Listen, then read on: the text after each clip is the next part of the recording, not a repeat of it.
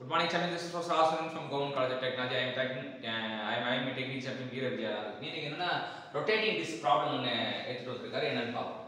thin uniform steel disc of diameter 40 cm is rotating about its axis at 1200 rpm per minute. The assumed density of steel as 7850 kg per meter cube.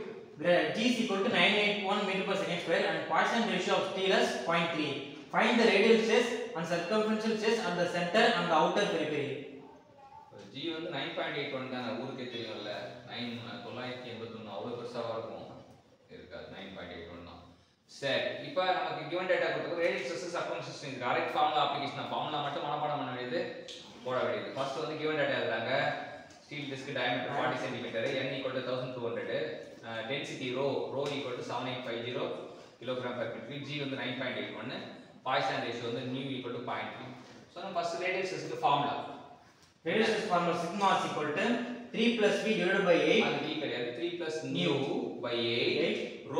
rho omega square open the bracket r2 square minus r square அப்படின்றாங்க இங்க வந்து r2 வந்து நம்ம 20 ன்னு எடுத்துக்கிறோம் போட்டு value substitute diameter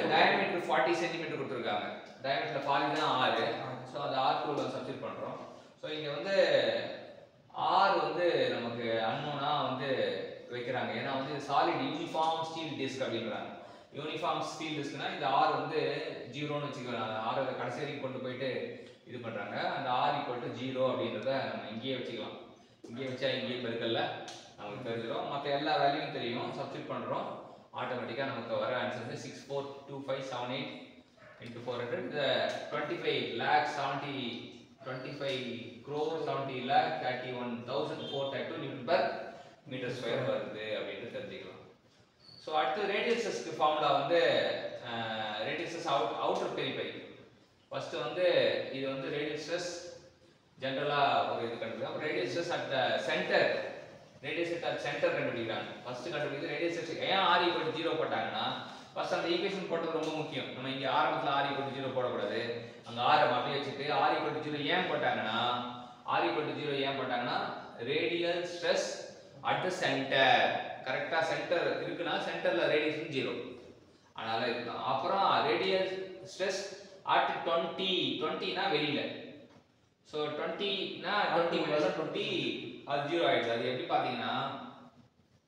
radial stress வந்து உள்ளுக்குள்ள ஒரு மதிப்பு வரும் வெளியில அது 0 ஆ முடியும் சோ இட் இஸ் parabolic அப்படினு தெரியும் இங்க 0 அது r 20 போட்டா இருக்கும் அது ஓகே இங்க என்னன்னா r 0 போட்டா we can find the radial stress at center இது சாலிட் தானே இது இன்னர் ரேடியேஷன் இல்ல சோ எப்படினா radial stress வந்து இங்க போறா சென்டர் இது parabolic சோ சென்டர்ல some வேல்யூ வரும் அவுட்டர்ல 0 வரும் outer periphery ல always radial stress is 0 அடுத்து circumferential stress at the center வந்து பாத்தீங்கன்னா ஃபார்முலா வந்து rho omega square by 8 open the bracket 3 plus nu into r2 square minus 1 plus 3 nu in close the bracket r2 square again close the bracket r square அப்படின்றாங்க